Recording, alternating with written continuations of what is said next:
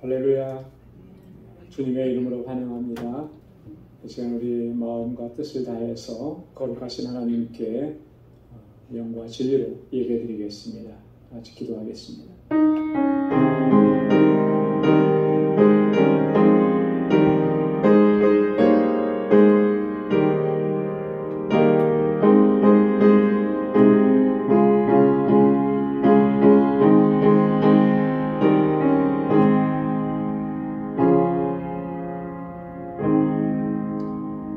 여호와께서 자기를 경외하는 자에게 양식을 주시며 그 언약을 영원히 기억하시리로다.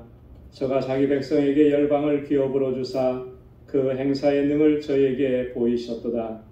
여호와를 경외함이 곧 지혜의 근본이라. 그 계명을 지키는 자는 다 좋은 지각이 있나니 여호와를 찬송함이 영원히 있으리로다. 아멘. 자비하시고 은혜가 풍성하신 만군의 주 여호와 하나님 아버지, 성의로 3일 동안도 저희들의 삶을 불꽃 같은 눈동자로 지켜주시고 우리 주님의 권능의 팔로 우리를 붙들어 주셔서 유혹과 시험과 환난이 많은 이 세상을 넉넉히 감당하고 이기고 승리케 하시니 감사합니다. 언제나 우리와 함께 하시고 은혜 베푸시는 하나님, 이 시간 오늘 우리의 마음과 뜻을 다하여 오직 하나님을 예배하고 주님을 찬양하고 주님께 경배에 올리는 저희들 되게 하여 주옵소서. 우리 가운데 찾아와 주시고 우리의 심령을 만져주시고 하나님의 은혜와 평강으로 가득히 채워 주옵소서. 이 예수님의 이름으로 기원하옵나이다. 아멘. 전능하사 천지를 만드신 하나님 아버지를 내가 믿사오며 그 외아들 우리 주 예수 그리스도를 믿사오니 이는 성령으로 잉태하사 동정녀 마리아에게 나시고 본디오 빌라도에게 고난을 받으사 십자가에 못 박혀 죽으시고 장사한 지 사흘 만에 죽은 자 가운데서 다시 살아나시며 하늘에 오르사 전능하신 하나님 우편에 앉아 계시다가 저리로서 산 자와 죽은 자를 심판하러 오시리라. 성령을 믿사오며 거룩한 공회와 성도가 서로 교통하는 것과 죄를 사하여 주시는 것과 몸이 다시 사는 것과 영원히 사는 것을 믿사옵나이다. 아멘. 찬양으로 하나님께 영광 돌리겠습니다. 내가 만민 중에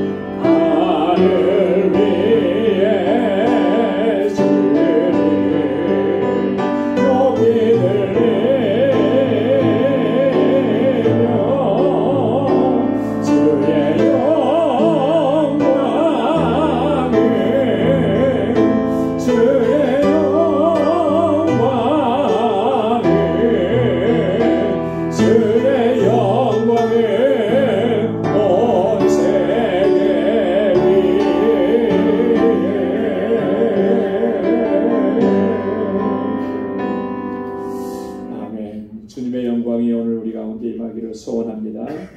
변찮는 주님의 사랑과 우리 힘차게 박수하면서 찬양하겠습니다.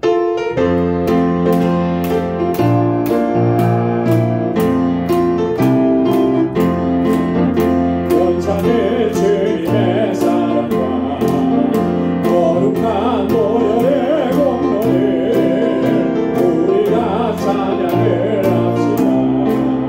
주님을 만나볼 때까지 예수는 우리를 깨끗게 하시는 주시니 그의 피 우리를 눈보라 보이게 하셨네. 우리를 깨끗게 하기에 그간 생명의 물새 생명을 구원한 친구들 하나님 찬양을 합시다.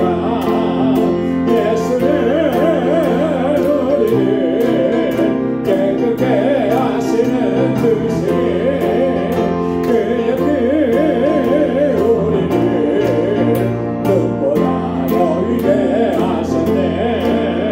주님의 깨끗한 보혈을 날마다 입으로 간증해 담대히 싸우며 나가세. 천국에 들어갈 때까지 예수는 우리를 깨끗게 하시는 주시니 그의 피 우리를 눈보다 보이게 하셨네. 십자가 튼튼히 붙잡고 날마다 이기며 나가세. 머리에 멸류관 세워서 주 앞에 찬양할 때까지 예수는 우리를 깨끗게 하시는 주시니 그의 피 우리를 눈보다 보이게 하셨네. 십자가 튼튼히 붙잡고 날마다 이기며 나가세. 머리에 멸류관 세워서 주 앞에 찬양할 때까지 예수는 우리를 깨끗게 하시는 주시니 그의 피 우리를 눈보라 보이게 하셨네. 예수는 우리를 깨끗게 하시는 주시니 그의 피 우리를 눈보라 보이게 하셨네. 아멘. 내 영혼의 그 깊은 데서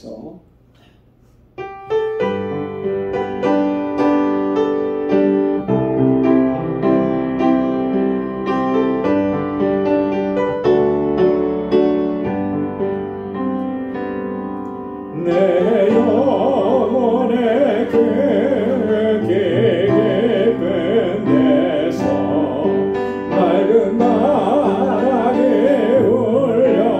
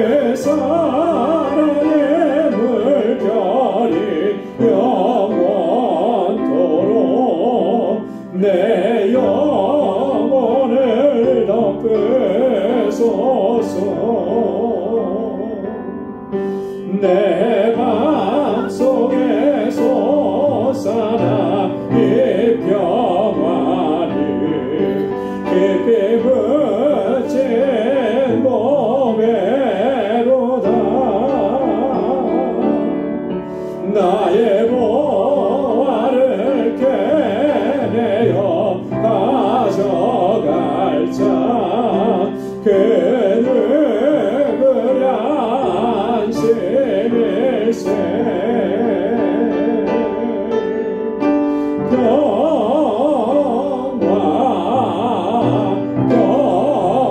평화로다 하늘 위에서 내려오네 그 사랑의 물결이 영원토록 내 영혼을 덮으소서 내 영혼의 평화가 넘쳐나리 주의 축복을 받음이라 내가 주야로 주님과 함께 있어 내 영혼이 별이 지네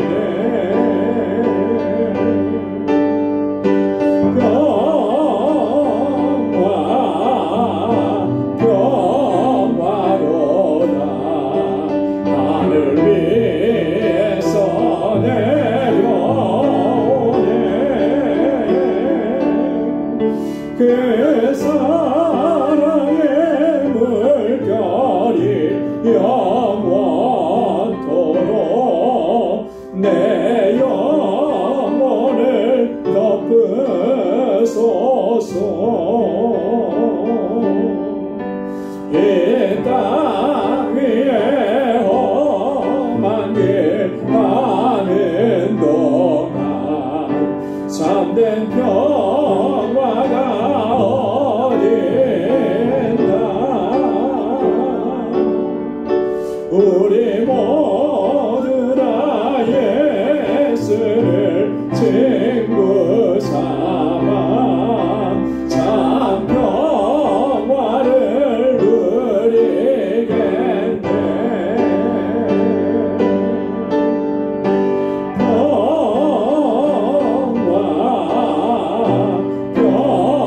평화로다 하늘 위에서 내려오네 그 사랑의 물결이 영원토록 내 영혼을 덮으소서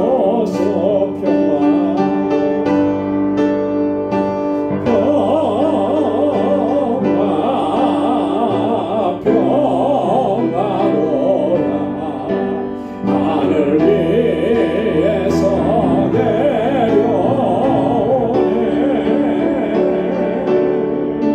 그 사랑의 물결이 영원토록 내 영혼을 덮으소서 아멘. 주님의 평화로 우리의 상한 심령을 덮어주시고 또 치료해 주실 줄로 믿습니다. 우리 이 시간 다 같이 통성으로 기도하겠습니다. 우리 광주교회 하나님께서 세우시고 여기까지 인도해 주셨는데 주님의 뜻하신 사명, 맡겨주신 사명 잘 감당하는 믿음의 공동체, 사랑의 공동체, 소망의 공동체가 되게 하옵소서. 우리 세워주신 직분자들과 또 훈련받고 있는 우리 11분의 피택자들을 위해서 함께 기도해 주시고 또 우리 주일학교와 유스그룹과 EM을 위해서 우리 교사들과 우리 전도사님 위해서 함께 기도해 주시고 우리 선교지를 위해서 알라메다 방주교회 위해서 우리 선교사님들을 위해서 함께 기도해 주시고 우리 교우들을 위해서 우리 형제 자매들 특별히 환우들을 위해서 우리 연로하신 어르신들을 위해서 함께 기도해 주시고 오늘 이 시간 가지고 나온 우리 개인적인 기도의 제목 함께 다 같이 통성으로 기도하겠습니다. 은혜가 풍성하시고 자비하신 아버지 참고하고 감사합니다. 아버지 하나님 이 저녁에도 저희를 사랑하셔서 은혜 주시고 능력으로 덧입혀 주시고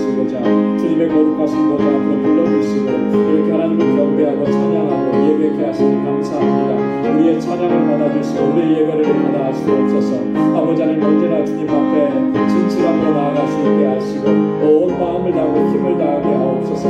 하나님, 연약하고 어리석은 저희들 더러운 것 추하고 악합니다.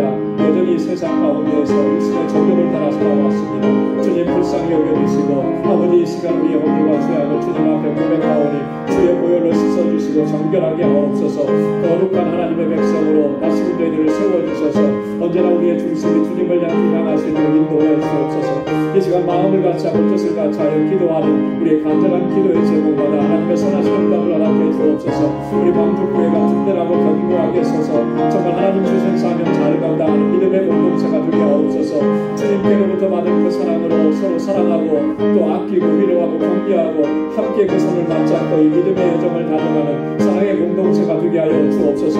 아버지 하나님 우리를 택하셔서 구원의 방주가 되게 하시고 예수 그리스도의 증인 되게 하셨사오니 이 사명 잘 감당하게 하옵시고 이 몸된 재단에 세워주신 하나님의 귀한 종들 아버지 하나님 각 기관들마다 세워주신 하나님의 신실한 일꾼들에게 능력과 권능을 덧입혀 주옵소서. 이번에 아버지 부택되어서 훈련받고 있는 우리 11분의 귀한 종들에게 아버지 성령의 충만함을 허락하여 주옵시고 아버지 하나님 앞에 귀하고 아름답게 쓰임받는 일꾼들이 다 되게 하여 주시옵소서. 하나님 아버지 이곳에서 자라나는 우리 어린 신령들과 또 우리 사랑하는 학생들과 청년들 장년들 붙잡아 주옵소서. 저들이 정말 하나님 잘 경외하고 다윗과 같이 신실하게 믿음 안에 설 수 있도록 인도하여 주옵시고 저희에게 하나님 솔로몬에게 허락해 주셨던 지혜를 허락해 주셔서 하나님의 지시는 지혜로 하나님의 영광을 위해 살아갈 수 있게 하시고 저희를 위해서 늘 수고하고 해서 우리의 전도사님과 우리의 모든 교사들에게 하나님의 은혜와 능력과 권능을 덧입혀 주옵소서. 아버지 하나님 세계 곳곳에서 주의 복음을 전하는 우리 선교사님들 강건하게 붙잡아 주시고 주의 능력으로 덧입혀 주옵소서. 특별히 우리 알라메다 방주교회 하나님 주님 세우신 뜻을 잘 감당하는 구원의 방주가 되게 하시고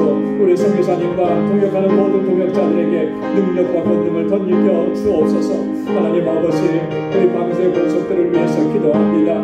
아버지 연약함 가운데 주님 앞에 부르짖는 귀한 종들의 그 간절한 간구마다 하나님 선하신 응답을 허락해 주시고 육신의 연약함이 있습니다. 주님 치료하여 주옵소서. 염려와 근심과 걱정이 있습니다. 아버지 하나님 주님께 다 맡길 수 있게 하시고 아버지 주님의 선하신 응답을 받고 믿음으로 달려가는 저희들 되게 하시고 아버지 하나님 여러가지 시험과 환난들을 넉넉히 이겨낼 수 있는 믿음의 용사들이 되게 하여 주시옵소서. 오늘도 주님 앞에 나와서 간절하게 우리 마음의 소원을 아뢰고 기도하오니 주의 종들의 기도마다 주님의 선하신 응답을 허락해 주시고 매일매일의 삶이 아버지 하나님 주님의 임재와 주님의 인도하심 가운데 승리하는 삶이 되도록 도와주옵소서. 오늘도 말씀으로 우리를 새롭게 하시고 주의 말씀으로 하나님 새롭게 결단하고 주님 앞에서는 저희들 되게 하여 주시옵소서. 주님 함께 하시고 주님 귀한 은혜 베풀어 주시길 원하옵고 예수님의 이름으로 간절히 기도드리옵나이다. 아멘. 할렐루야. 귀한 응답을 허락해 주실 줄로 믿습니다. 이제 우리 말씀을 함께 묵상하는 시간입니다. 오늘 묵상할 하나님 말씀 고린도후서 제6장 1절에서 10절까지 말씀입니다. 고린도후서 제6장 1절에서 10절까지 말씀 먼저 한 절씩 교독하겠습니다. 우리가 하나님과 함께 일하는 자로서 너희를 권하노니 하나님의 은혜를 헛되이 받지 말라. 그러나 내가 은혜 베풀 때 너를 두고 구원의 날에 너를 도왔다 하셨으니 보라 지금은 은혜 받을 만한 때요 보라 지금은 구원의 날이로다. 우리가 이 직책이 회방을 받지 않게 하려고 무엇에든지 아무에게도 거리끼지 않게 하고 오직 모든 일에 하나님의 힘으로 자천하여 많이 견디는 것과 환난과 궁핍과 곤란과 매맞음과 갇힘과 요란한 것과 수고로움과 자지 못함과 먹지 못함과 깨끗함과 지식과 오래 참음과 자비함과 성령의 감화와 거짓이 없는 사랑과 진리의 말씀과 하나님의 능력 안에 있어 의의 병기로 좌우하고 영광과 영됨으로 말미암으며 악한 이름과 아름다운 이름으로 말미암으며 속이는 자 같으나 참되고 무명한 자 같으나 유명한 자여 죽은 자 같으나 보라 우리가 살고 징계를 받는 자 같으나 죽임을 당하지 아니하고 근심하는 자 같으나 항시 기뻐하고 가난한 자 같으나 많은 사람을 부유하게 하고 아무것도 없는 자 같으나 모든 것을 살펴주다. 아멘. 오늘 본문의 말씀을 보면 사도 바울이 하나님께서 주신 그 귀한 직분, 사도의 직분, 이 직분을 감당하면서 그가 어떠한 자세로 이 직분을 감당했는지, 그리고 이 사도의 직분을 감당하면서 겪었던 일들을 조금 자세하게 여기에서 기록하고 우리에게 전해줍니다. 사도 바울이 이렇게 자신이 겪었던 일, 또 그리고 이 사도의 직을 감당하기 위해서 어떤 자세로 임했었는지, 이런 것을 이렇게 구체적으로 이렇게 얘기하는 목적이 분명하게 있습니다. 그건 뭐냐면 자기를 드러내고 내가 이렇게 했으니까 너희도 나를 본받으라, 이런 식의 그것을 강조하기 위해서 한 것이 아니고요. 당시에 이 사도 바울은 그 사도직에 대해서 많이 공격을 많이 받았거든요.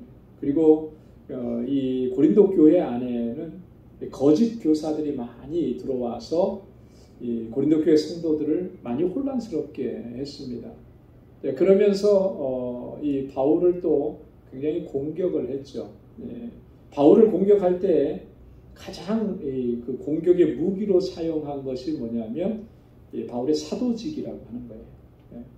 바울은 어디를 가든지 자신이 사도라고 얘기를 하는데 이 거짓 교사들은 말하기를 어떻게 바울이 사도냐, 이 사도라고 하는 증명서가 바울에게 있냐, 예루살렘 교회가 바울을 추천했다라고 하는 그 추천서를 가지고 있느냐, 그런 거 없지 않느냐, 우리는 그걸 가지고 있다, 이렇게 해서 바울을 공격을 했거든요. 자, 그런데 바울이 이 본문의 말씀을 통해서 강조하고 또 강조하는 것은 이거예요. 추천서, 청거서, 그게 중요한 게 아니다라고 하는 거죠. 사도로서 하나님께서 주신 사명을 어떻게 감당하고 있느냐, 이게 더 중요한 것이다라고 하는 거예요. 그래서 자신은 하나님께서 예수 그리스도를 통해서 이곳까지 파송한 사도라고 하는 것, 그래서 복음을 전하는 자라고 하는 것을 강조하기 위해서 이처럼 구체적으로 이야기하는 것입니다. 그래서 오늘 본문을 통해서 권면하고 또 권고하고 또 바울이 증거하고 있는 이런 내용들은요, 사실 오늘 우리가 주님의 몸된 교회 안에서 직분을 맡아서 감당하고 또 이 세상을 살 때 사실은 우리 모두가 다 바울이 주님께로부터 받았던 그 사명을 오늘 우리도 다 똑같이 받은 사람들이거든요. 그래서 우리가 이 세상 속에서 어떻게 우리에게 주신 사명을 감당할 수 있겠느냐라고 하는 것을 다시 한번 우리가 되새기는 그런 시간이 될 수 있기를 소망합니다. 자, 오늘 본문의 말씀은 1절에서 10절 비교적 짧은 부분인데 이 안에도 좀 세부적으로 나눠보면 세 부분으로 나눠볼 수가 있습니다. 첫째는 1절과 2절에 바울이 권고하는 내용입니다. 그 권고의 핵심은 뭐냐면 하나님의 은혜를 헛되이 받지 말라라고 하는 거예요. 두 번째로는 3절부터 8절 상반절까지인데 바울은 이 직책이 회방을 받지 않게 하려고 참 무던히도 애를 썼다라고 하는 것을 이야기해요. 이 직책이라는 게 뭐였죠? 복음을 전하는 직책, 사도의 직책. 이 사도의 직분, 사도의 직책이 회방받지 않도록, 그래서 이 회방받는다라고 하는 것이 무슨 의미인가도 이따가 좀 한번 살펴보고요. 그래서 그렇게 되지 않게 하기 위해서 자신이 얼마나 최선을 다했는지 그 부분들을 이야기합니다. 자, 그리고 8절 하반절에서 10절까지는 이 사도의 직분이 가지고 있는 그 역설적인 성격이에요. 이건 단지 사도의 직분이 가지고 있는 그 역설적 성격뿐만 아니고요. 오늘 모든 그리스도인들의 삶이 사실은 이렇게 역설적이라고 하는 거죠. 여러분, 역설적이라고 하는 것은 어떤 의미냐면 이런 거예요. 참 보기에는 참 아무것도 아닌 것 같은데 그 안에 숨겨진 엄청난 이면의 능력이 있는 거. 그런 걸 볼 때 참 역설적이다 그렇게 얘기하잖아요. 겉으로 볼 때는 참 평범한 것 같은데 아니 뒤에 보니까 엄청난 요즘 표현으로는 뭐라 그러죠? 반전 매력이 있는 거예요. 이런 걸 이제 역설적이다 이런 표현을 하는 건데 이 사도직에는 이런 역설적인 성격이 엄청나게 담겨져 있다라고 하는 거예요. 그래서 여러분 이 역설적 은혜, 역설적 능력 이것을 우리가 바로 알지 못하면 우리가 사실 이 주님의 주신 사명을 제대로 감당할 수가 없어요. 다 실패하고 다 무너지고 다 넘어질 수밖에 없습니다. 하지만 이 역설적인 특징과 은혜 이것을 바로 알면 우리가 어떠한 일을 겪어도 넉넉히 그 사명을 감당할 수가 있게 됩니다. 바울은 이걸 경험했고 체험한 거예요. 그 체험한 것들을 하나하나 굉장히 구체적으로 오늘 우리에게 증거해 줍니다. 그래서 이 말씀들을 우리가 자세히 묵상하면 이 얼마나 큰 힘이 되고 얼마나 큰 용기를 얻게 되는지 모릅니다. 그래서 여러분 오늘 이 본문의 후반부에 나오는 이 말씀을 여러분 한번 이렇게 따로 이렇게 뽑아가지고 며칠 동안 좀 계속 깊이 한번 묵상해 보십시오. 그러면 아무리 우리가 어떤 어려움을 만나도 그것을 넉넉히 이겨낼 수 있는 능력을 체험하게 되는 거예요. 그 말씀이 오늘 소중한 말씀이 이 본문 속에 담겨져 있습니다. 자, 먼저 보겠습니다. 하나님의 은혜를 헛되이 받지 말라고 바울이 권고합니다. 1절에 우리가 하나님과 함께 일하는 자로서 너희를 권하노니 하나님의 은혜를 헛되이 받지 말라. 바울이 먼저 자신을 또 자신과 함께하는 사람들의 정체성을 이렇게 설명합니다. 하나님과 함께 일하는 자다. 내가 여러분들을 권고하는데 이런 나의 정체성을 가지고 이런 권위를 가지고 여러분들에게 권고합니다. 그건 뭐냐면 우리는 하나님과 함께 일하는 사람입니다. 여러분 사도직이라고 하는 이 사도직의 가장 큰 특징 중에 하나가 뭐냐면 하나님의 동역자라고 하는 거예요. 하나님께서 맡겨주신 일을 나 홀로 감당하는 것이 아니라 하나님과 함께 이 일을 감당한다. 바울은요 하나님의 동역자라고 하는 자기 정체성과 인식을 아주 뚜렷하고 분명하게 가지고 있었던 사람입니다. 그래서 이 고린도 전서에도 보면 바울이 이미 한 번 더 먼저 이렇게 얘기했던 적이 있어요. 고린도 전서 3장 9절에 보니까 우리는 하나님의 동역자들이여 너희는 하나님의 밭이요 하나님의 집이라 이렇게 있어요. 바울 자신뿐만 아니라 지금 바울과 함께 이 동역하고 있는 이 사역을 감당하고 있는 모든 주의 종들이 다 하나님의 동역자들이다. 여러분 동역이라는 게 뭐죠? 함께 일하는 거라는 거잖아요. 함께 일하는 거죠. 하나님과 함께 일하는 사람들이다 라고 하는 거예요. 여러분 이게 굉장히 중요한 의미를 갖습니다. 여러분 우리가 어떤 직분을 받아서 어떤 일을 감당하든지요. 하나님과 함께 일하는 사람들이 되어야 돼요. 하나님과 함께 일하는 사람. 여러분 하나님과 함께 일한다라고 하는 그 말의 핵심적인 건 뭐예요? 하나님의 뜻이 뭔가, 하나님의 생각이 뭔가, 하나님께서 주신 비전이 뭔가 여기에 포커스를 맞춘다라고 하는 거죠.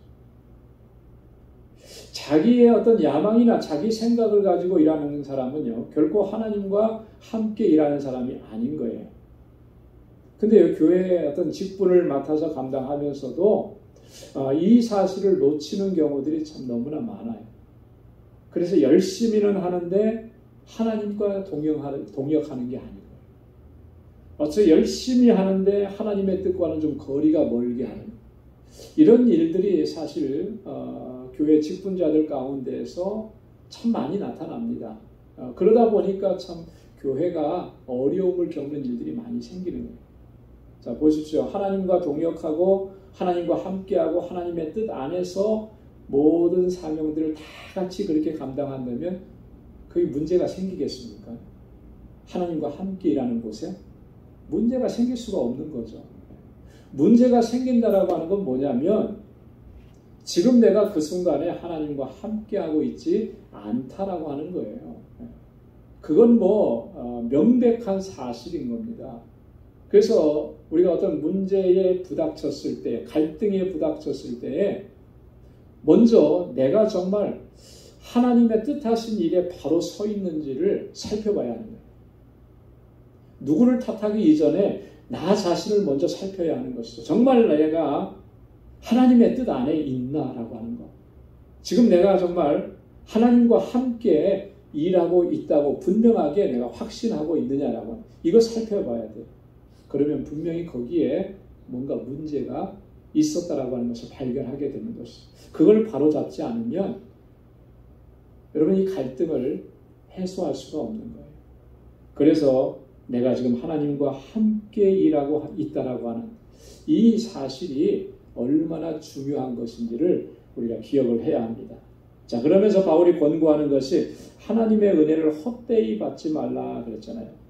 하나님의 은혜라고 하는 것은, 여기서 말하는 하나님의 은혜는 예수 그리스도를 통해서 주시는 구속의 은혜를 얘기하는 거예요. 그 구속의 은혜로 말미암아 우리가 하나님과 화목하게 되었다라고 하는 그 은혜를 얘기하는 거죠. 헛되이 받지 말라. 이 헛되이 받지 말라라고 하는 말은요, 이 원어의 의미상 보면 배척하지 말라라고 하는 그런 의미입니다. 지금 하나님께서 주시는 그 은혜, 예수 그리스도를 통해서 하나님과 화목되게 하시는 그 은혜를 주셨는데 그거 배척하지 말라는 거죠. 바울이 이렇게 얘기하는 것은요, 이 고린도 교회에 구체적인 상황이 있어서 그런 거예요. 아까도 말씀드렸듯이 거짓 교사들이 잘못된 교훈으로 이 고린도 교회 성도들을 어지럽히고 있었던 거죠. 여러분, 거짓 교사들이 잘못된 교훈으로 가르친 그 내용의 핵심적인 건 뭐냐면 우리가 은혜로 구원을 받는 것인데 은혜만이 아니다라고 가르치는 거죠. 율법도 행해야 되고 할례도 받아야 되고, 그 인간의 사람 측면에, 인간 측면에서 행위가 있어야만 구원이 완성이 된다고 그렇게 가르치는 거예요. 이런 것들로 인해서 바울이 처음에 전해줬던 그 복음을 그들이 받아들였지만 자꾸 고린도 교회 성도들 안에 흔들림이 생기는 것이죠. 그래서 예수 그리스도 주님을 통해서 얻은 이 구원의 은혜에 대한 감사와 감격이 점점 식어져 가는 거예요. 그런 현상을 두고 지금 바울이 이야기하는 것입니다. 하나님의 은혜를 헛되이 받지 말라. 여러분, 예수 그리스도의 구속의 은혜를 가볍게 여겨서는 안 되는 것입니다. 주님이 나를 사랑하시고 나를 위해서 십자가에 달려 돌아가시고 십자가에서 죽으심으로 말미암아 나의 모든 죄를 씻어주시고 하나님의 거룩한 백성으로 삼아주신 이 구속의 사건과 구속의 은혜, 이거 가볍게 여길 수가 없는 거예요. 가장 소중하고 가장 귀하고 가장 중요한 것입니다. 우리 신앙의 핵심적인 거예요. 이거 놓치면 안 돼요. 우리가 구원받은 거 내 행위가 아니고요, 내 노력이 아니고요, 전적인 하나님의 은혜인 것입니다. 이것을 잊어서는 안 된다라고 하는 것이죠. 자, 그러면서 바울이 또 2절에 이렇게 얘기합니다. 지금이 은혜 받을 때, 지금이 구원의 날이다. 가라사대 내가 은혜 베풀 때에 너를 듣고 구원의 날에 너를 도왔다 하셨으니 보라 지금은 은혜 받을 만한 때요, 보라 지금은 구원의 날이로다. 자, 앞부분에 보면 가라사대 그랬잖아요. 가라사대. 여러분, 가라사대라고 하는 말은 어떨 때 주로 사용하는 말이냐면 인용할 때 사용하는 말이에요. 그죠? 누군가가 앞에서 이런 말을 하셨다. 근데 가라사대라고 했으니까 누가 하신 말씀이겠어요? 하나님께서 하신 말씀이죠. 하나님께서 하신 말씀을 인용할 때 가라사대 이런 표현을 쓰는데, 내가 은혜 베풀 때에 너를 듣고 구원의 날에 너를 도왔다 하셨으니, 바울이 지금 이 말씀을 인용하는데 이게 어디에 있는 말씀이냐면 이사야 49장 8절에 있는 말씀을 인용합니다. 여호와께서 또 가라사대 은혜의 때에 내가 내게 응답하였고 구원의 날에 내가 너를 도왔도다. 내가 장차 너를 보호하여 너로 백성의 언약을 삼으며 나라를 일으켜 그들로 그 황무하였던 땅을 기업으로 상속해 하리라. 여러분, 이 말씀은 어떤 상황 속에서 주어진 말씀이냐면요. 여러분 이사야 49장 이라고 하는 이 49장이 어디에 위치해 있는지를 생각하면 좀 이해가 편합니다. 이사야서를 이렇게 쭉 보면 1장에서부터 39장까지는 북왕국 이스라엘, 남왕국 유다, 그리고 주변에 있는 국가들에 대한 하나님의 심판을 선언하는 메시지예요. 그들의 범죄함 때문에 하나님께서 심판하시겠다고 선포하십니다. 그런데 이 선포 이후에 40장부터 마지막 66장까지는 하나님께서 약속을 주시는 거예요. 어떤 약속이냐면 회복에 대한 약속이죠. 하나님께서 이스라엘을 다시 회복시키시겠다라고 하는 그 약속의 말씀들을 주시는 것입니다. 그 말씀들 가운데 있는 그 내용인 거예요. 은혜의 때에 내가 내게 응답하고 구원의 날에 내가 너를 도왔다. 하나님께서 이사야 선지자를 통해서 이스라엘의 회복에 대한 말씀을 주고 계신 건데 바울은 이 말씀을 지금 인용해 오면서 이 말씀을 지금 예수 그리스도 메시아에 대한 예언의 말씀으로 지금 증거하고 있다라고 하는 것이죠. 자, 그런데 여기서 보면 지금은 은혜 받을 만한 때라 그랬잖아요. 그죠? 여기서 말하는 지금이라는 것은 어떤 때를 얘기할까요? 지금이 은혜 받을 만한 때다. 넓게 보면, 아주 그냥 넓혀서 보면 이런 거예요. 예수님께서 십자가에 달려 돌아가시고 구속의 사건을 이루신 그때로부터 예수님께서 세상을 심판하시기 위해서 다시 오시는 때까지 굉장히 넓죠? 이때가 바로 구원받을 만한 때, 은혜의 때라고 하는 거예요. 자, 예수님께서 다시 오시는 그 순간 이 은혜의 때는 다 끝나버리게 되는 거예요. 왜 그렇습니까? 구원의 때가 이제 다 끝나버리는 거예요. 왜 그렇죠? 주님이 다시 오실 때는 심판의 주님으로 오시기 때문에 그런 거예요. 마치 주님이 다시 오시는 때는 어떤 때와 똑같으냐면 노아의 때 홍수가 나서 방주가 닫혀버리는 때하고 똑같은 거예요. 방주가 한번 닫히면은 이 닫힌 이 방주가 다시 열렸나요? 안 열렸죠. 사람들이 와서 문을 열어달라고 해도 열리지 않는 거예요. 그래서 결국 노아의 시대에 많은 사람들이 다 그 홍수로 심판을 받았죠. 다 죽게 됐던 거예요. 그것과 똑같은 거예요.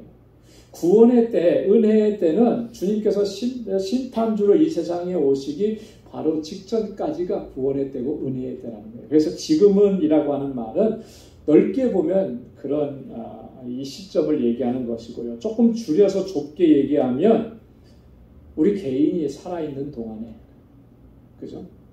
여러분 구원의 때, 은혜의 때는 우리가 살아있는 동안이잖아요. 우리가 죽고 나면 우리가 죽고 나면 구원의 때, 은혜의 때도 없어지는 거예요. 죽고 난 다음에 그 사람에게 구원이 임하는가? 우리가 살아있을 때 예수 그리스도를 영접하고 살아있을 때 예수 그리스도를 나의 구주로 고백하고 그렇게 은혜 안에 거할 수가 있는 거죠. 죽고 나서는 그게 없는 거예요. 바로 그걸 얘기하는 것이고요. 조금 더 작게 의미를 부여하면 지금 바울이 이 말씀을 선포하고 있는 바로 지금 이 순간이라고 하는 거죠.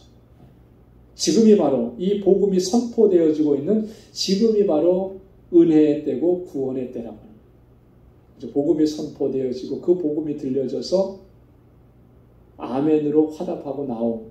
그러면 구원의 은혜가 그에게 임하는 거잖아요.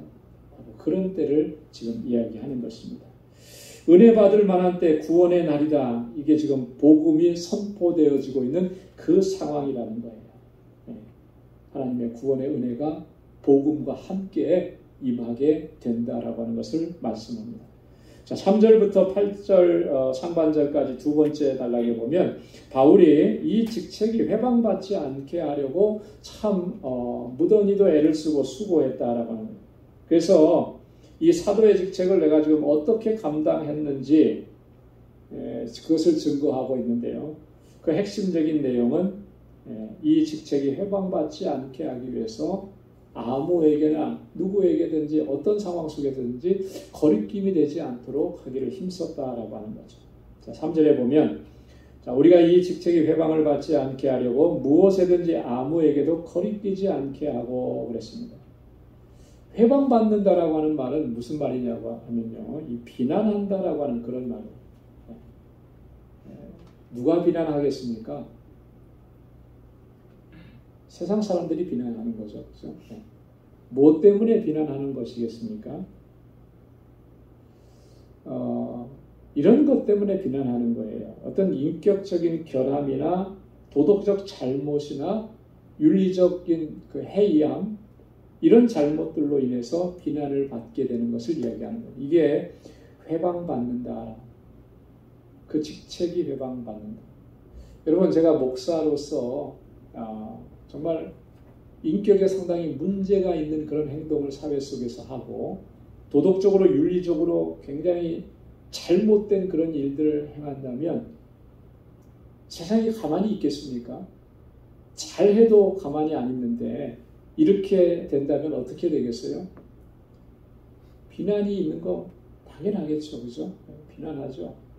가끔 우리가 뉴스를 통해서 목회자들의 어떤 잘못된 모습 때문에 그게 방송에 타가지고 한번 방송에 나오면 교회가 얼마나 심각한 타격을 받는지, 그죠? 복음을 전하는 일이 얼마나 타격을 받는지. 그 모습을 보고 그런 뉴스를 접한 사람들 중에 어느 누구 한 사람도 사실 그 사람 목회자를 동정하는 사람은 없을 거예요. 다 손가락질하고 다 비난하고 어떻게 목회자가 그럴 수 있느냐, 뭐 이렇게 나오죠. 그러면 결국 그 비난의 화살이 누구에게까지 가냐면 하나님께로 가는 거죠. 하나님을 향한 비난이 되고, 그리고 그 복음의 문이 닫혀버리게 되는 거예요. 이게 얼마나 심각한 문제냐라고. 바울이 이런 사실을 너무나 잘 알고 있는 거예요. 그래서 이 직책이 하나님께서 나에게 이 고귀한 직책, 사도의 직분을 맡겨주셨는데 회방받지 않게, 비난당하지 않게 하기 위해서 정말 최선을 다했다라고 하는 거예요. 이게 참 중요합니다. 여러분, 우리가 뭐 목사고 장로고 이런 걸 떠나서요, 예수 믿는다라고 하는 이 사실 하나만으로도 우리는 세상 속에 나아가서 결코 세상 사람들이 손가락질하고 세상 사람들이 비난하는 그런 행동들을 해서는 안 되는 거예요. 이거 조심해야 되는 겁니다. 정말 조심해요. 그래서 말하는 것이나 행동하는 것이나 그 작은 것이라 할지라도 우리가 정말 조심하고 주의해야 하는 것입니다. 그러지 않으면 내가 스스로가 복음의 문을 가로막는, 예수님께서 그 당시에 바리새인들, 서기관들을 책망하셨잖아요. 뭐라고 책망하셨습니까? 마태복음 23장에 보면 화 있을진저 하고 책망하셨는데 그 내용 중에 아주 정말 끔찍한 내용이 하나 있어요. 그게 뭐냐면 네가 천국문에 서가지고 너도 들어가지 않고 천국으로 들어가려고 하는 사람도 그걸 막고 있다. 이거 정말 엄청난, 정말 끔찍한 일이잖아요. 그죠? 만약에 내가 그런 모습이라면, 나의 이 한 행동 때문에 내가 조심하지 않고 내가 주의하지 않고 내가 정말 신실하지 못한 이 모습 때문에 내가 못 들어가는 것은 물론이거니와 또 다른 사람들의 길목을 가로막아 그런 일들이 일어나게 된다면 그거 다 어떻게 감당을 할 수 있겠느냐. 바울이 항상 복음을 전하면서도 다른 한편으로는 이 부분을 그렇게 많이 신경을 썼던 것이죠. 그래서 무엇에든지 아무에게도 거리끼지 않게 한다라고 하는, 거리끼게 한다라고 하는 말은요, 실족해 한다라고 하는 그런 의미예요. 실족해. 그래서 내가 누군가를 실족하게 한다, 이것처럼 참 심각한 문제가 없는 거죠. 소자 하나를 실족해 하면 차라리 어떻게 하는 것이 낫다 그랬습니까? 끔찍하잖아요. 그죠? 연자맷돌을 목에 메고 물에 빠지우는 것이 낫다. 연자맷돌을 목에 메고 물에 빠지면 어떻게 되겠어요? 죽는 거잖아요. 죽는 거. 예수님은 참 그 비유를 잘 사용하시고 그냥 직설적으로 차라리 죽는 게 낫다 이렇게 말씀하지 않고 그렇게 비유를 설명합니다. 그 정도라고 하는 거예요. 그 정도. 이게 소홀히 여길 수가 없는 문제라고 하는 거죠. 자, 베드로전서 2장 12절에서 베드로가 그래서 이렇게 권고합니다. 우리 한번 다 같이 읽어볼까요? 시작. 너희가 이방인 중에서 행실을 선하게 가져 너희를 악행한다고 비방하는 자들로 하여금 너희 선한 일을 보고 권고하시는 날에 하나님께 영광을 돌리게 하려 함이라. 아멘. 이방인 중에서 행실을 선하게 가지라. 너희를 악행한다고 비방하는 자들. 세상 사람들은 우리가 뭘 해도 악행한다고 비방을 해요. 하지만 그들 앞에서 선한 행실을 행하면 그 중에 누군가는 그 선한 행실을 보고 권고하시는 날에, 하나님께서 그 심령을 두드리시는 날에 그가 주님 앞에 나오게 된다라고 하는 거죠. 그 다음에 우리 바울이 사도직을 감당하면서 많이 견딘 것들, 그가 어떤 내용들을 견뎌냈었는지 4절과 5절에서 이렇게 설명합니다. 오직 모든 일에 하나님의 일꾼으로 자처하여 많이 견디는 것과 환난과 궁핍과 곤란과 매맞음과 갇힘과 요란한 것과 수고로움과 자지 못함과 먹지 못함과, 복음을 전하면서 하나님의 일꾼으로 사명을 감당하면서 이런 일들을 다 견디어냈다라고 하는 것입니다. 여러분, 복음을 전하면서 직분을 감당하면서 우리가 자꾸 영광스럽고 사람들의 칭찬만을 기대하는 경우가 많은데요. 박수만을 기대하는 게 많은데, 사실 그런 칭찬과 박수보다도 정말 고통과 눈물과 아픔과 괴로움이 훨씬 더 많은 거예요. 그렇지 않겠습니까? 그죠? 주님의 주신 사명을 감당할 때 이런 일들이 항상 따라오게 되어 있어요.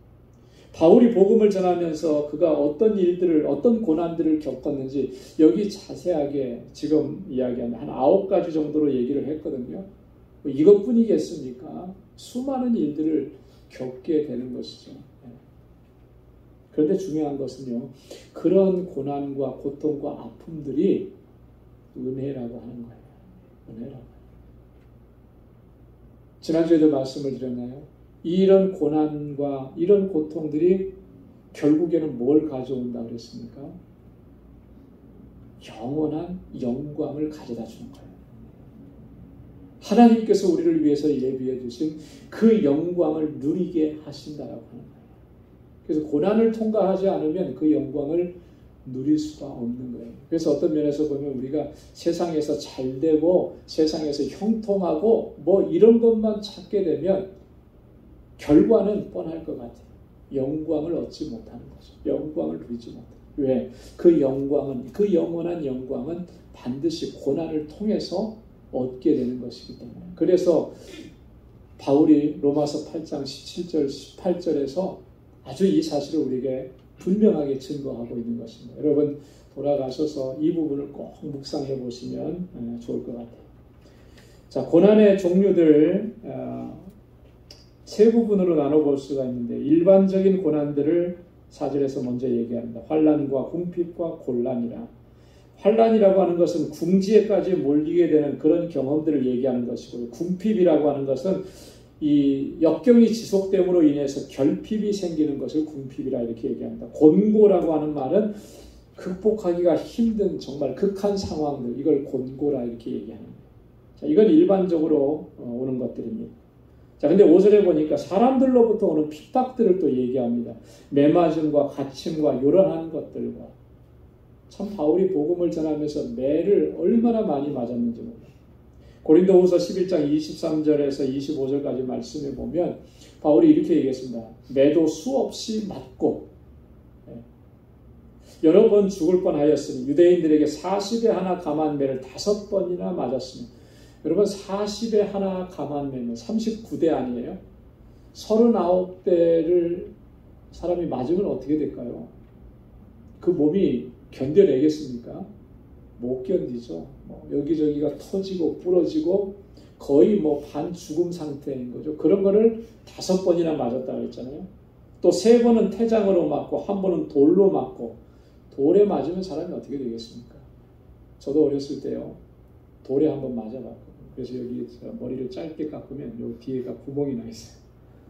한 6, 7살 때쯤에 누군가 던진 돌에 개구리가 연못에서 맞아 죽는다 그러는데 그 돌에 제가 맞아가지고 그때 기억이 좀 있어요. 아마 그때는 조그만 돌이었을 거예요. 근데 지금 바울을 향해서 던진 돌은 그런 돌이 아니잖아요. 장난삼아 던진 돌이 아니고 죽이고자 해서 던진 돌이에요. 거기에 맞으면 죽는 거죠. 그런 매맞음이 있었다라고 하는 거예요. 갇혔다라고 하는 거죠. 내가 수고를 넘치도록 하고 옥에 갇히기도 더 많이 하고, 성경에 기록된 내용만 봐도 최소한 바울은 4번 혹은 5번 이상 옥에 갇혔던 것을 우리가 알 수 있습니다. 그래서 옥에 갇혀서도 편지를 보내죠. 그래서 옥중서신이라 그렇게 얘기하죠. 복음을 전하다가 그렇게 사람들의 손에 의해서 갇히게 된 거예요. 요란한 것이다 그랬잖아요. 이 요란한 것이라고 하는 말은 이 난폭한 군중들에 의해서 휩쓸려서 위험에 직면하게 된 그런 사실, 이 요란한 것이라고 표현합니다. 군중들이 난폭해졌습니다. 왜 난폭해졌냐면 유대인들이 바울을 죽이려고 하는 유대인들이 선동을 한 것이죠. 그러니까 그 선동에 휩쓸려서 바울을 죽이고자 덤벼들어요. 여러분, 이게요, 아무리 힘센 사람도 100명, 200명이 한꺼번에 몰려오면 감당을 할 수가 없는 거죠. 그거는 뭐 뻔한 거예요. 그런 상황 속에서도 바울이 직면했었다라고 합니다. 그런 고난을 당하면서, 그럼에도 불구하고 포기하지 않고 좌절하지 않고 견디어내면서 그렇게 복음을 전했다라고 하는 거죠. 뿐만 아니라 자발적으로도 그 고난을 취했습니다. 자기 스스로가 고난을 취한 거예요. 그래서 수고로움과 자지 못함과 먹지 못함과 이렇게. 여기서 말하는 수고로움이라고 하는 것은 바울이 자비량 선교를 의미하는 거죠. 선교하면서 생활비나 사역비를 스스로 감당을 해냅니다. 천막을 깁는 일을 주업으로 삼았던 바울이었어요. 그래서 그렇게 하고 복음을 전하기 위해서 거기에 온 열정을 다 쏟아부었던 이런 모습을 이렇게 설명을 한 거예요. 자지 못했죠. 이 선교 여행, 우리가 선교 여행 이렇게 표현을 하는데 사실 선교 여행이라는 말은 잘 맞지 않는 것 같아요. 그죠? 여행이라는 뒤에 말이 뭘 의미하죠? 좀 이렇게 편안한 마음으로 구경하고 놀러 간다는 느낌이에요. 바울은 그게 아니었죠. 어떻게 보면 선교, 전쟁 이게 맞을 거예요. 그죠? 그래서 잠을 편안하게 잘 수가 있는 상황이 아니에요. 이미 집을 떠나고, 그죠? 집을 떠난 이상에서는 어디에서 자도 편안하지가 않잖아요. 그런데 늘 복음을 전하면서 그가 염려하는 것이 있고 수고롭게 생각하는 것이 있고 편안하게 잠을 잘 수가 없는 그런 상황이죠. 배를 타고 갈 때는 풍랑에 휩쓸리기도 해서 2주간 동안은 거의 죽다시피 했고, 이제 바울이 근데 그런 고난들을 자발적으로 취한 거예요. 먹지도 못하고요. 그래서 고린도후서 11장 27절에 보면 그렇게 얘기했죠. 또 수고하며 애쓰고 여러 번 자지 못하고 줄이며 목마르고 여러 번 굶고 춥고 헐벗었노라. 자, 이것을 한번 상상을 해서 그려보면 바울의 모습은 무슨 모습일까요? 딱 거지 모습인 거예요. 그죠? 네. 복음을 전하면서 그런 일을 겪고 그렇게 궁핍하고 고통스러운 일을 겪었지만 이 사도의 직분이 회방을 받지 않게 하고 이 복음을 전하는 일이 너무나 소중하기 때문에 그걸 다 감당하면서 그러면서 이 복음을 증거했다고 지금 전하고 있는 것입니다. 자, 사도직을 수행하면서 갖추어야 될 여러 가지 덕목들에 대해서도 또 6절과 7절에서 이렇게 얘기합니다. 깨끗함과 지식과 오래 참음과 자비함과 성령의 감화와 거짓이 없는 사랑과 진리의 말씀과 하나님의 능력 안에 있어. 여러분, 우리가 늘 힘써야 되는 중요한 덕목들을 지금 바울이 얘기하는 건데요. 앞에 나오는 4가지는 도덕적 덕목이다, 이렇게 제목을 붙여볼 수 있습니다. 깨끗함과 지식과 오래 참음과 자비. 여러분, 도덕적으로도 우리가 순결하고 깨끗해야 합니다. 그래야만 우리가 하는 말과 선포하는 복음이 제대로 전해질 수가 있습니다. 그래서 깨끗함이라고 하는 것은 두 마음을 품지 않는다라고 하는 거거든요. 윤리적으로 도덕적으로 흠이 없기를 힘썼다라고 하는 그런 마음. 지식이라고 하는 말은 하나님의 뜻을 민감하게 파악할 수 있는 그런 지식, 영적 지식을 얘기하는 거죠. 오래 참음이라고 하는 것은요, 항상 대적자들을 만나게 되는데 그들의 모욕이나 비난에 대해서도 관대한 태도를 지니는 거예요. 그래서 노하기를 더디하는 거예요. 이게 굉장히 중요하죠. 누군가가 나를 비난하면 발끈해가지고 대항하고 이렇게 되면 이미 벌써 복음 전하는 일은 끝난 거예요. 전할 수가 없어요. 그죠? 특별히 B형 혈액형을 가지신 분은 조심해요. B형. B형은 제목이 있죠. 뭐라 그러냐면 욱하는 B형이라. 욱하는 B형. 조금만 기분 상해도 욱하고 막 이게 기질적으로 저도 B형이거든요. 네. 조심해야 돼요. 조심해요. 한 번 잘못해서 욱하면 그 사람에게는 다시는 복음 전할 수 있는 기회가 안 올 수도 있는 거예요. 네, 바울이 그런 걸 얘기하는 거죠. 자비로운 친절함과 사랑을 가지고. 자, 그 다음에 도덕적인 덕목들을 보면 성령의 감화와 거짓이 없는 사랑과 진실의 말씀, 하나님의 능력 안에서 성령의 감화, 성령의 은사와 성령의 능력으로 행해야 된다라고 하는 거죠. 내 능력이 아니에요. 내 경험으로 하는 게 아닙니다. 성령께서 주시는 은혜와 성령의 능력으로 복음 전하는 사명을 감당하고 거짓이 없는 사랑으로, 진실한 사랑으로 가식적이고 형식적인 게 아니라 요한일서 3장 18절에 보면 사도 요한이 우리에게 뭐라고 권고하느냐면 말과 혀로만 사랑하지 말고 오직 행함과 진실함으로 하자 그랬거든요. 그 행함과 진실함의 사랑으로 해요. 진리의 말씀으로 이 복음만을 전해야 됩니다. 하나님의 능력 안에서. 하나님의 능력 안에서. 자, 그 다음에 이 사도직을 수행함에 있어서 그가 갖추었던 여러 가지 중요한 요소들을 이렇게 설명합니다. 7절 하반절부터 8절에 보면 의의 병기로 좌우하고 영광과 욕됨으로 말미암으며 악한 이름과 아름다운 이름으로 말미암으며. 자, 의의 병기로 장착을 했다라고 하는 거죠. 복음을 전할 때 중요한 것은 바로 이 의의 병기라고 합니다. 의의 병기가 뭐겠습니까? 요약을 하면 에베소서 6장 16절로 17절에 있는 말씀인데요. 모든 것 위에 믿음의 방패를 가지고 이로써 능히 악한 자의 모든 화전을 소멸하고 구원의 투구와 성령의 검 곧 하나님의 말씀을 가지라. 믿음의 방패와 성령의 검 곧 하나님의 말씀, 이게 의의 병기입니다. 에베소서 6장 12절 이하의 말씀에 보면 바울이 우리에게 뭐라고 권고하느냐면요. 하나님의 전신갑주를 취하라 그랬습니다. 그래서 공중 권세 잡은 자들의 그 공격을 이겨내고 승리해야 한다. 승리의 비결은 하나님의 전신갑주를 입는 것이다라고. 그 중에 중요한 것이 바로 이 의의 병기, 성령의 검과 믿음의 방패, 하나님의 말씀.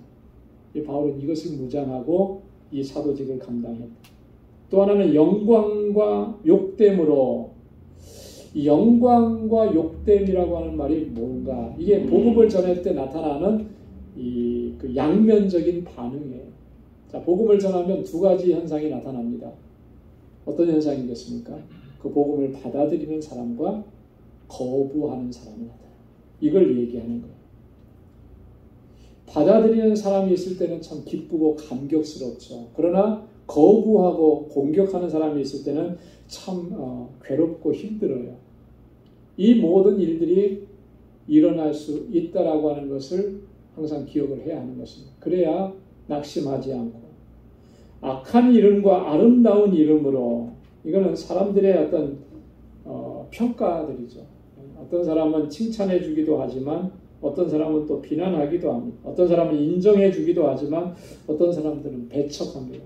그런 거에 상관없이 동일한 원칙을 가지고 동일한 교훈의 말씀을 증거해야 한다라고 하는 것이, 이게 사도가 갖추어야 될 중요한 자세라고 하는 것입니다. 자, 마지막으로 8절 하반절부터 10절까지는요. 이 사도직의 역설적 성격입니다. 시간이 많지 않아서 간단하게 좀 살펴보겠습니다. 사도직의 역설적 성격은 뭐냐면 우리 믿음의 삶의 역설적 성격과 같은 의미예요. 자, 보면 속이는 자 같으나 참되고 이게 무슨 말이냐면 미혹해하는 자가 아니라 우리는 진리를 전하는 자라고 하는 것을 바울이 강조하는 거죠. 자, 속이는 자 같으나 이 말은요. 지금 바울을 공격하는 거짓 교사들이 바울에 대해서 그렇게 비난한 거예요.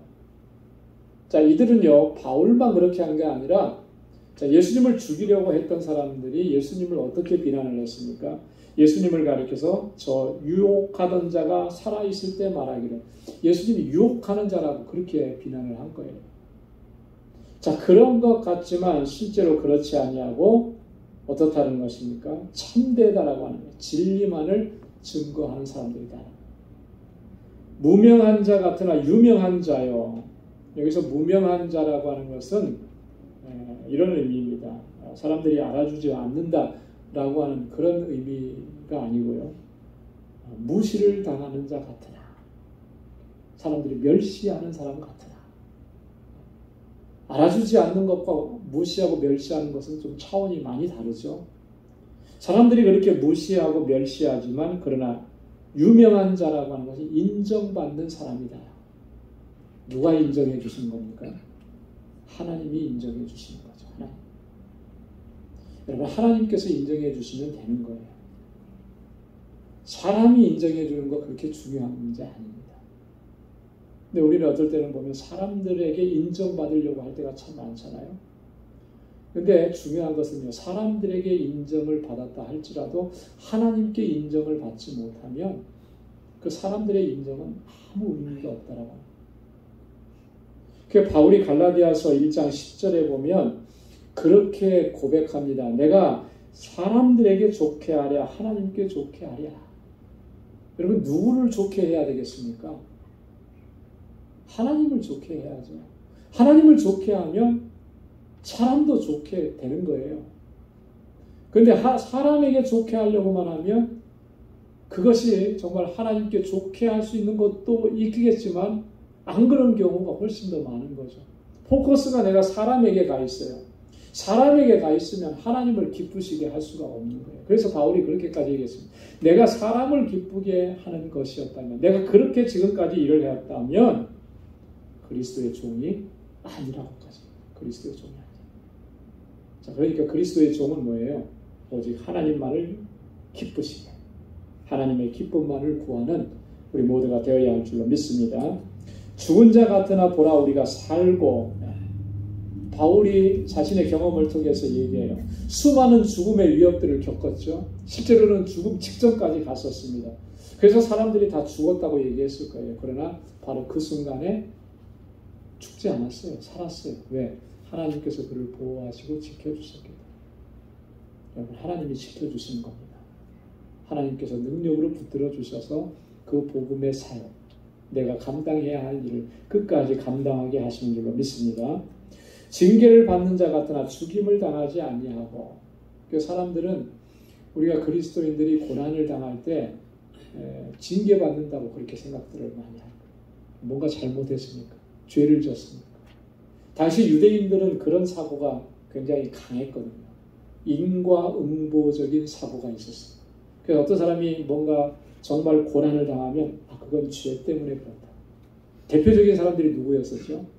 욥의 친구들이 그랬잖아요. 그죠? 욥을 찾아와서 너 네가 죄를 졌으니까 그런 거 아니고, 그런 게 아니라고 하는 것이죠. 바울은요, 죽음의 위기 때마다 늘 하나님의 보호하심, 구원하심의 은혜를 받았습니다. 죽지 아니합니다.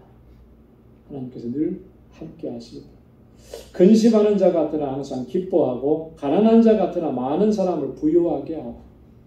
실제적으로 바울은 가난한 사람이었죠. 원래 가난한 사람은 아니었어요. 그죠? 당대에 아주 굉장한 그런 어떤 세력가였어요. 그러나 그리스도를 위해서 다 그걸 어떻게 했다 그랬습니까? 배설물처럼 여겼다 그랬잖아요. 그리고 스스로 가난해졌어요. 하지만 그는 가난하지 않았습니다. 많은 사람을 부유하게 한 사람, 영적으로 부유하게. 아무것도 없는 자 같으나 모든 것을 가진 자로다. 할렐루야. 아무것도 없는 자 같지만 모든 것을 가졌어요. 이게 역설적인 거 아니겠습니까? 이 땅에서는 가난해서 아무것도 없는 것 같은데 모든 것을 이미 다 가진 사람. 성경이 우리에게 그걸 증거하는 거예요. 로마서 8장 17절에 보니까 자녀이면 또한 후사 곧 하나님의 후사요. 하나님의 후사라는 거예요. 하나님의 상속자예요. 하나님께서 우리에게 다 주신 거예요. 모든 걸 다 가진 자죠. 고린도전서 3장 21절에 보니까 그런즉 누구든지 사람을 자랑하지 말라. 만물이 다 너희 것임이라. 할렐루야. 이 만물이 다 너희 것이라. 로마서 8장 32절에도 보면 자기 아들을 아끼지 아니하시고 우리 모든 사람을 위해 내어주시니가 어찌 그 아들과 함께 모든 것을 우리에게 은사로 주시지 않겠느냐. 아들까지 내어주셨는데 그 하나님께서 우리에게 모든 것을 은사로 주시지 않겠느냐. 우리가 아무것도 없는 것 같지만 세상 사람들에 비해서 우리는 보잘것없지만 그러나 우리는 모든 것을 가진 자예요. 가난한 것 같지만 가난한 우리들을 사용하셔서 많은 사람들을 부유하게 하는, 영적으로 부유하게 하는 그런 일에 우리를 사용하시는 거죠. 여러분, 이 사실을 우리가 기억하면 결코 낙심할 수가 없는 거예요. 여러분, 이 말씀 붙잡고 늘 묵상하면서 하나님의 역설적으로 역사하시는 그 능력을 매일매일의 삶 속에서 체험하시면 저와 여러분들이 받을 수 있기를 주님의 이름으로 축원합니다. 기도하겠습니다. 하나님 아버지 감사합니다. 오늘 이 저녁에도 저희들을 사랑하셔서 하나님을 예배하는 자리로 불러주시고 또 이 시간 하나님의 귀한 말씀을 우리에게 들려주셔서 우리가 세상 속에서 낙심하고 절망해 있을 때 다시금 일으켜 세워주시고 주님의 주시는 능력으로 우리를 회복시켜 주시니 감사합니다. 아버지 하나님께서 우리에게 맡겨주신 직분을 주님의 주시는 능력으로 주님 부르시는 그날까지 잘 감당할 수 있는 저희들 되게 하여 주옵소서. 나는 연약하지만 어리석지만 우둔하지만 하나님의 능력의 손에 붙잡혀서 하나님께서 사용하시는 주님의 귀한 도구들로 쓰임받을 수 있도록 은혜 베풀어 주옵소서.